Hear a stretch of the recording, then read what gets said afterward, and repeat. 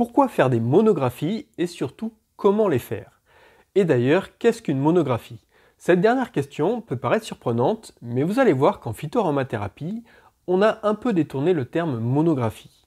Et comme je suis en train de réaliser une série de monographies pour les personnes qui suivent mes formations en ligne, je me suis dit que ce serait intéressant de vous montrer comment je procède pour les construire. Normalement, une monographie est une étude détaillée et exhaustive d'un sujet précis. Loin de tenir sur une simple fiche, une monographie est plutôt un livre qui parfois comporte plusieurs volumes si le sujet est complexe. Et en phytoaromathérapie, il existe des monographies au vrai sens du terme, c'est-à-dire un ou plusieurs volumes ne traitant que d'une plante. Mais par abus de langage, dans notre pratique quotidienne, nous avons tendance à appeler monographie une simple fiche de synthèse qui reprend les éléments importants d'une plante ou d'une huile essentielle. Et objectivement, cet abus de langage n'est pas un problème. Néanmoins, on voit bien qu'entre une monographie et une fiche de synthèse, l'objectif n'est pas le même. Si la monographie vise l'exhaustivité, ce n'est pas le cas d'une fiche de synthèse qui vise plutôt à condenser l'essentiel. Et ce sont les fiches de synthèse qui vont nous intéresser dans cette vidéo. Donc quand je parlerai de monographie dans ce qui va suivre, si je n'apporte pas d'autres précisions, ce sera un abus de langage pour parler de fiches de synthèse. Donc première question, pourquoi les monographies sont importantes? Il y a principalement deux usages pour les monographies en phytoaromathérapie. La première, c'est l'utilisation qu'en font les personnes peu formées qui utilisent les plantes ou les huiles essentielles. Elles veulent juste avoir une synthèse de ce qu'elles doivent savoir pour en avoir une utilisation sûre et efficace. Et ce n'est pas forcément un exercice facile, car construire de telles fiches de synthèse nécessite de mettre l'accent sur les précautions d'emploi et les contre-indications. Et pour rester synthétique, de limiter le nombre de propriétés et d'indications pour ne garder que les principales ou les plus évidentes. Mais vous l'aurez compris, ces fiches, si elles sont bien adaptées aux personnes qui souhaitent juste avoir une pratique sécuritaire, montrent vite ses limites si notre pratique est un peu plus avancée. La deuxième utilisation des monographies, c'est quand celles-ci sont justement destinées à un public averti, voire à des professionnels. Les informations contenues dans les fiches ne sont pas tout à fait les mêmes, et c'est ce qu'on va détailler et apprendre à en faire ensemble dans cette vidéo. L'idée est d'utiliser les monographies comme des aides-mémoires ou comme des outils de travail. Le processus mental n'est pas du tout le même. Dans le premier cas, on cherche des informations qu'on ne connaît pas forcément ou peu, alors que dans la deuxième utilisation, les fiches s'appuient sur notre base de connaissances. Les monographies nous servent d'aide-mémoire, de rappel. Par exemple, si je prends la monographie de l'eucalyptus citronné, il y a deux noms officiels pour cet arbre, Eucalyptus citriodora et Corymbia citriodora. Puisque depuis quelques années, les botanistes ne classent plus cet arbre dans le genre Eucalyptus, mais dans le genre Corymbia. Si vous souhaitez plus d'informations sur la classification, je vous renvoie vers ma vidéo traitant de la classification par binôme linéen. Bref, dans ma monographie, je ne fais apparaître que le nom Corymbia citriodora, puisque c'est l'information que je veux me rappeler. L'ancien nom, Eucalyptus citriodora, est tellement ancré dans ma mémoire et tellement évident que je ne préfère pas surcharger ma fiche avec les deux noms. Au moins, quand je la vois, je me familiarise avec le nouveau nom et je me rappelle qu'en effet, le nom a changé. De la même façon, sur chacune de mes monographies, je mets des petits symboles en haut à droite. Ces symboles me permettent en un coup d'œil de savoir sur quoi agit l'huile essentielle. C'est-à-dire que si je cherche une huile essentielle agissant sur le système cardiovasculaire, quand je consulte mes fiches, je n'ai pas besoin de tout lire, j'ai juste besoin de voir si j'ai un point noir à ce niveau-là. Pas d'inquiétude, je vais vous expliquer cette symbolique juste après. Donc mes monographies sont pour moi des rappels et un outil de travail s'appuyant sur la base de connaissances qui est la mienne. Quand je cherche à construire une synergie, j'ai besoin de connaître rapidement les bonnes huiles candidates pour ma synergie. Donc si je n'ai pas d'inspiration, consulter mes fiches m'aidera à très vite sélectionner les candidates potentielles. Et une fois que j'ai trouvé les huiles les plus intéressantes, si j'ai besoin de creuser, d'affiner ma connaissance et voir si elle est vraiment adaptée à mon besoin, mes cours et mes livres sont là pour ça. Je ne me plonge dans la littérature que pour les huiles que j'ai déjà identifiées comme intéressantes pour ma synergie. Maintenant qu'on a vu le pourquoi, intéressons-nous au comment. Comment on construit une fiche de synthèse? Quelles informations doivent apparaître? Et bien évidemment, comme il n'y a pas de solution unique, ce que je vais présenter ici est ma façon de faire. Et d'ailleurs, si vous êtes dans une formation en phytoaromathérapie, je vous encourage à faire les vôtres car c'est un magnifique outil d'apprentissage quand on les fait soi-même. Au début, on utilise celles des autres, mais si les fiches faites par les autres s'adaptent assez mal à notre façon de travailler, alors on ressent très vite le besoin de faire nos propres fiches. La première information importante, c'est bien évidemment ce qui permet l'identification, c'est-à-dire le nom vernaculaire ainsi que la dénomination latine.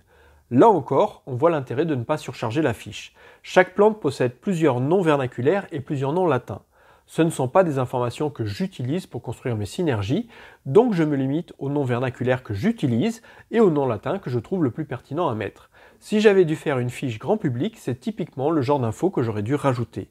Indiquer les noms les plus courants et les différents noms latins, ce qui aurait surchargé ma fiche. Je complète ensuite cette partie identification en précisant la famille botanique, l'organe producteur et l'origine géographique. Ici, l'idée n'est pas d'avoir toutes les localisations où on cultive la plante, mais plutôt une idée de son biotope. Par exemple, pour le laurier noble, l'indication bassin méditerranéen me suffit à avoir une idée de son biotope. Ensuite, ce qui est important pour moi, c'est d'avoir une idée de la composition chimique.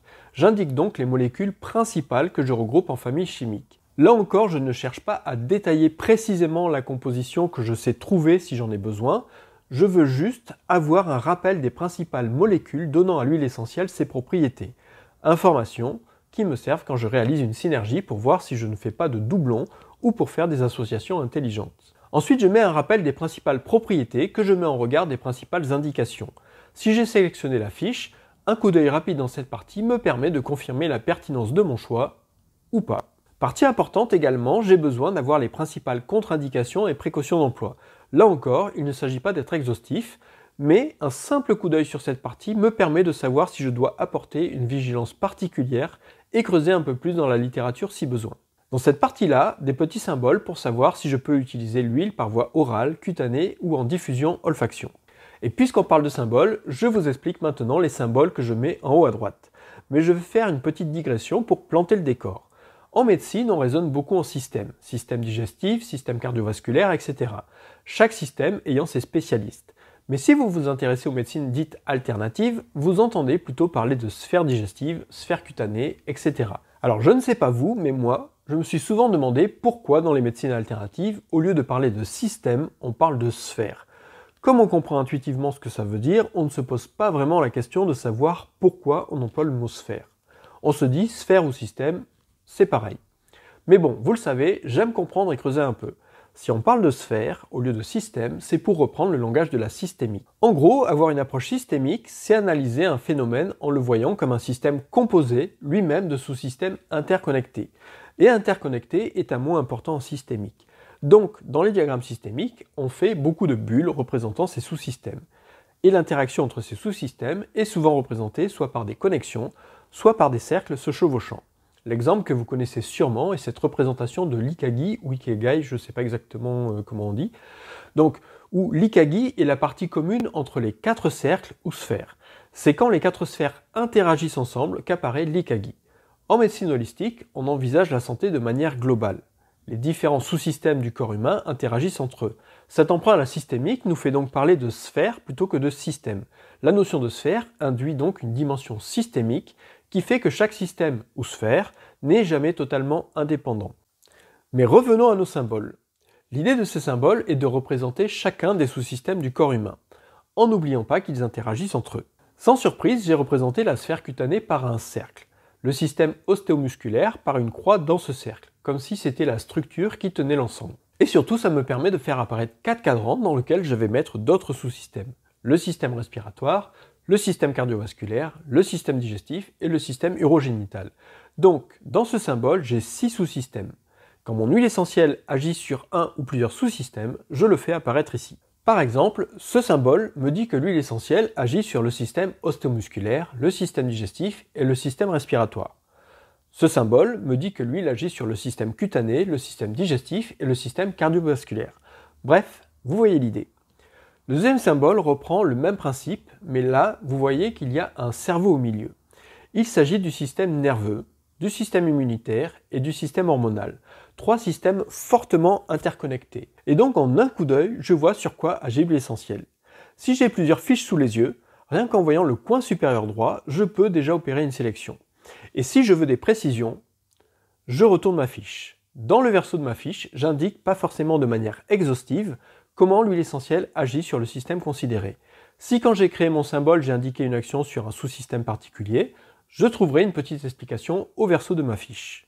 Si je reprends l'exemple du laurier noble, je vais trouver sur le verso des petites explications sur comment il agit sur les différents systèmes indiqués dans le symbole au recto. Ma fiche est donc un véritable outil de travail qui me permet de gagner du temps dans mes sélections. Et l'avantage, c'est que plus on les utilise, plus on en mémorise le contenu, qui fait qu'on en a de moins en moins besoin.